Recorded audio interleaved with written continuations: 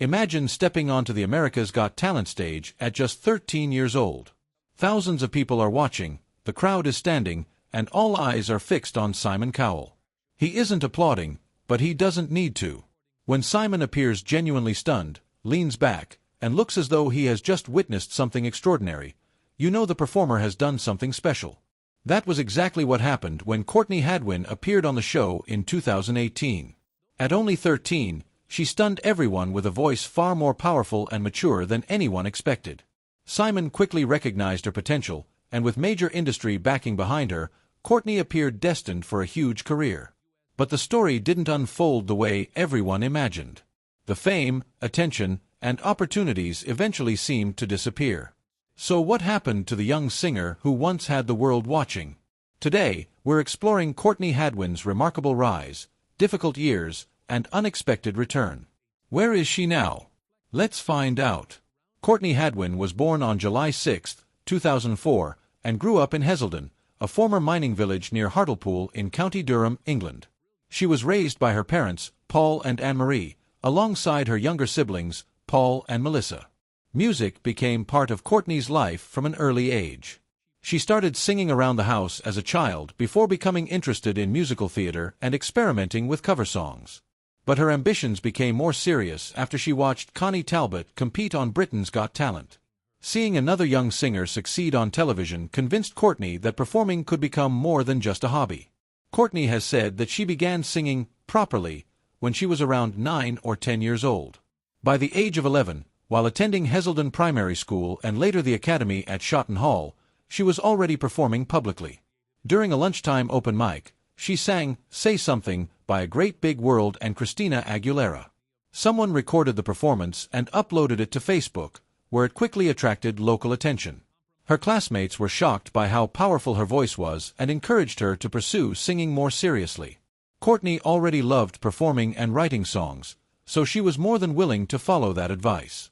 Her grandfather later revealed that Courtney even buskied in local areas to help pay for singing lessons and contribute toward the travel costs involved in her growing musical ambitions.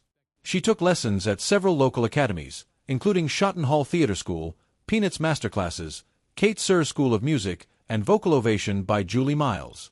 Her first major competition came in 2015 when she appeared on Teen Star UK in Newcastle. She made it all the way to the grand final with her version of Bob Dylan's "Make You Feel My Love," giving audiences an early glimpse of the distinctive voice that would eventually make her famous. The following year, at just 12 years old, Courtney won Hartlepool's Performer of the Year award and became a finalist at the Beyond the Lights award ceremony. In 2016, she auditioned for Open Mic UK, performing "Nothing Compares to You." Later that summer, she opened for Sister Sledge at the South Tyneside Festival in front of more than 18,000 people. For a girl from a small village in northern England, it was an enormous achievement. More importantly, it showed that Courtney wasn't simply another talented local singer. There was something about her presence and voice that made people believe she could go much further. In the following year, Courtney appeared on The Voice Kids UK. Her audition was a fiery performance of Tina Turner's Nutbush City Limits, which earned her a place on Danny Jones's team. She progressed through the competition with Dancing in the Street, performed James Brown's I Got You, I Feel Good, in the semifinals, and finished her journey with And I'm Telling You I'm Not Going, ultimately becoming a finalist. By this point, Courtney had developed a reputation for taking her craft seriously.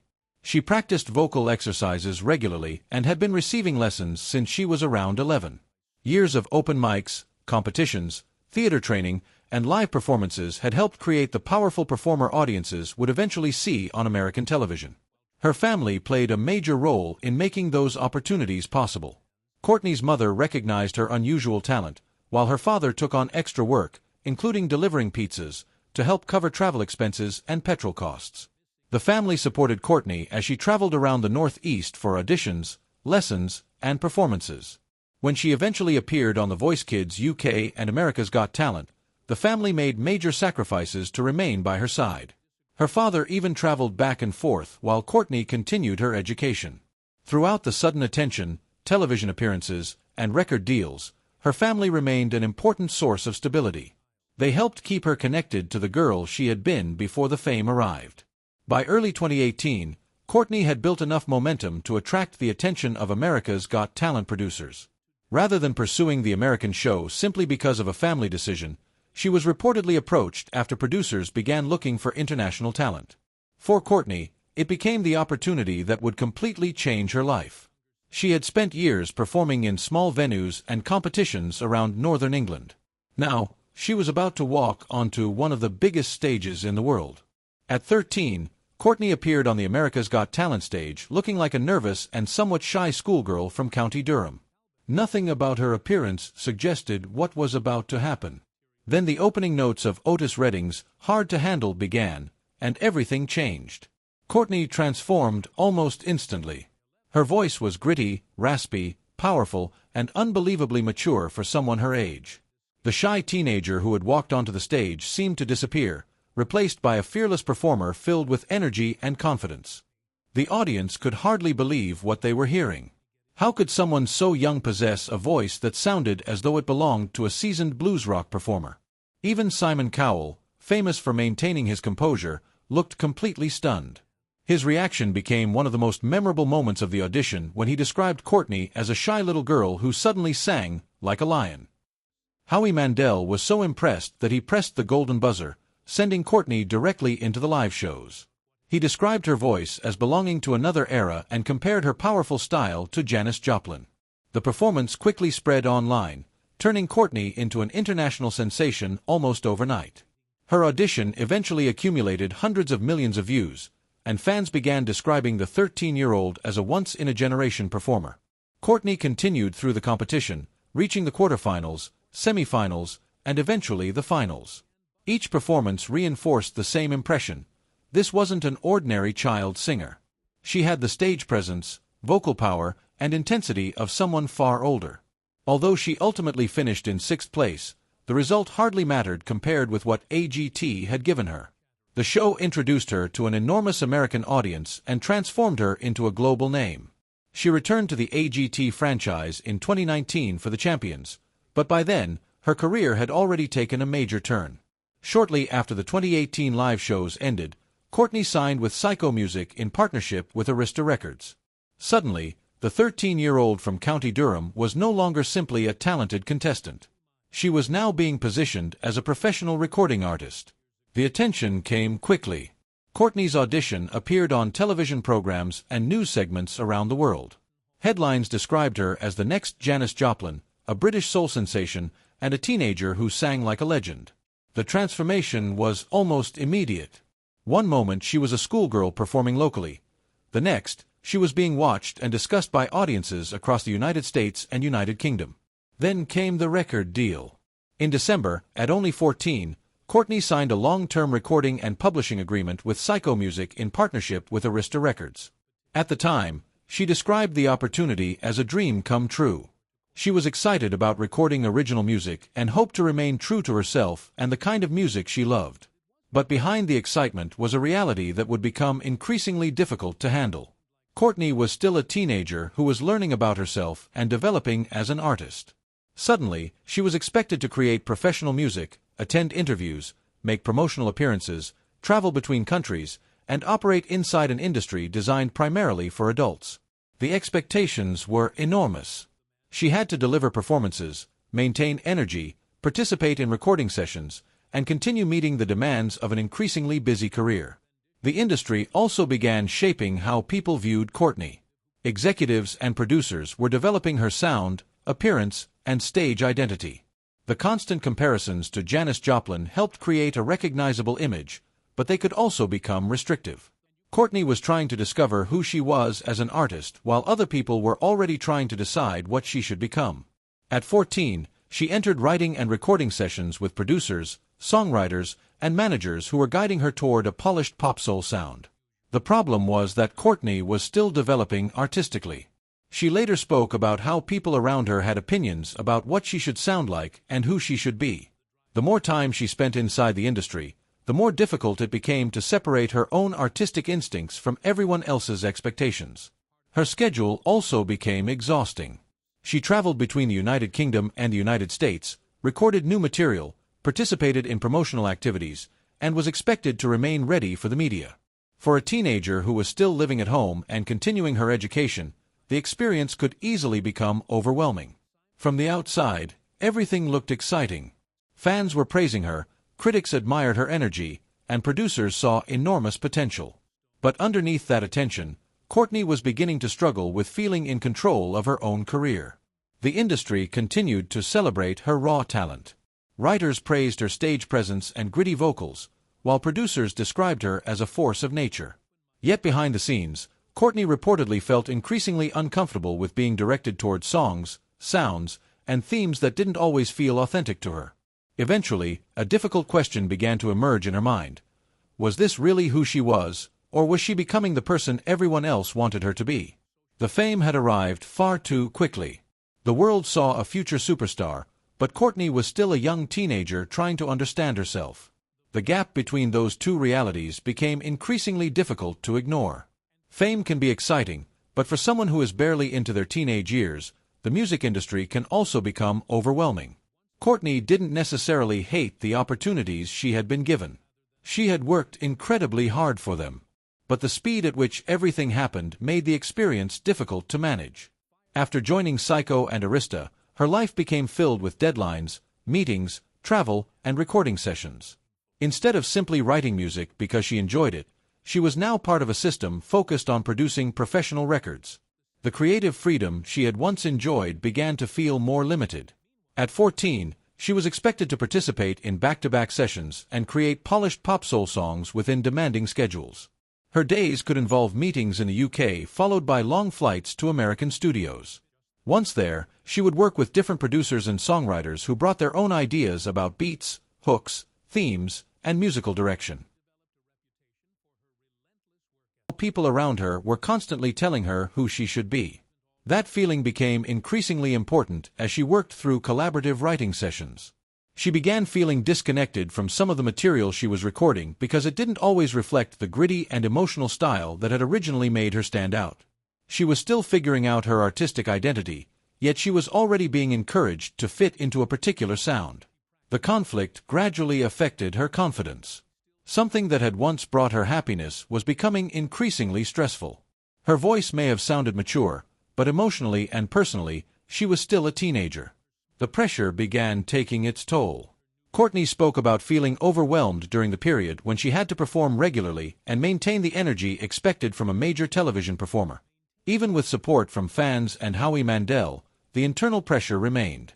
Traveling between continents also left her feeling disconnected from home. She was surrounded by industry professionals but missed the familiarity and normality of her life in England. Slowly, she began stepping away from the public eye. Her social media activity decreased. Mainstream appearances became less frequent. Fans noticed the change and began asking questions. Some wondered whether there had been disagreements with her label, while others worried about her health. Because there were few public updates, speculation began spreading online. But Courtney had not simply disappeared. She was taking a step back, trying to regain control and figure out what she wanted for music. She later teased new material that promised something darker, more honest, and more emotional. Songs with lines about people only wanting her when she was smiling suggested that there were deeper feelings behind her silence. The longer she stayed away, the more curious people became about what had happened to the young girl who had once exploded onto the AGT stage. As the years passed, Courtney became increasingly distant from the mainstream spotlight. The entertainment industry continued moving forward, searching for new performers and new television stars. Simon Cowell continued his career as a judge and music executive, while Courtney's connection with that world gradually faded. From the outside, their relationship had appeared significant, but it is important to distinguish between a professional connection and a personal mentorship. Simon had recognized Courtney's talent and helped connect her with the record industry, but that did not necessarily mean he was personally guiding her through every part of her development. For Courtney, the absence of that connection became noticeable. She had entered a huge industry as a child, yet she still had to figure out how to navigate it. There has been speculation about whether she felt resentment towards Simon or the label, but Courtney has not publicly established a personal narrative of bitterness toward him. What became clearer was that Courtney needed distance from the system. Her activity on social media declined, while she began developing relationships with independent musicians and producers. Kevin Bowe eventually became an important part of her creative journey. While Courtney was rebuilding quietly, Simon remained in the public eye. He continued appearing on television, discovering new talent, and working as an executive. Courtney's experience became less visible, but her love for music never disappeared. Instead of abandoning music altogether, she began rebuilding her career on her own terms. She returned to writing, recording, and releasing music independently. The result was a sound that felt more personal, raw, and fearless. By 2025, Courtney had emerged as a very different artist. After stepping away from the AGT spotlight and her early record label experience, she returned with a stronger sense of creative independence. She was no longer trying to become the person the industry expected her to be. She was determined to decide for herself what kind of musician she wanted to become. Working with Grammy-winning producer Kevin Bowe, who has collaborated with artists including Etta James and Joe Cocker, Courtney began creating music that prioritized honesty over commercial polish. Songs such as Monsters, You Only Love Me When I Lie, Breakable, and That Girl Don't Live Here explored vulnerability, anger, identity, and resilience. The difference was significant. There were no longer the same top-down expectations telling her exactly what sound she needed to create. Courtney could experiment, write from personal experiences, and build songs around emotions that actually mattered to her. She described this period as a kind of rebirth. After years of being told what she should sound like and who she should become, she had finally reached a point where she understood herself better as an artist. Her music began receiving positive reactions from fans and critics. You Only Love Me When I Lie was described as a raw blues soul anthem, with an emotional intensity that reflected the struggles she had experienced. Rather than hiding the difficult parts of her story, Courtney appeared increasingly willing to transform them into music. Her broader project, Little Miss Jagged, associated with its September 12, 2025 release, was presented as some of her most personal work. A stripped-down performance of You Only Love Me When I Lie also attracted attention, with viewers responding to the intensity and vulnerability of her delivery. By the time she reached 20, Courtney had become more open about the emotional consequences of becoming famous at such a young age.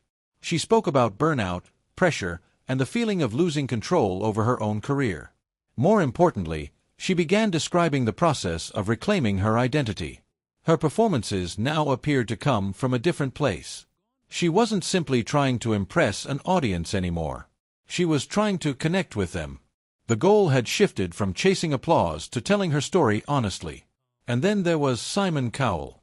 Various viral clips and online retrospectives have circulated claims that Simon eventually reflected on Courtney's career and admitted,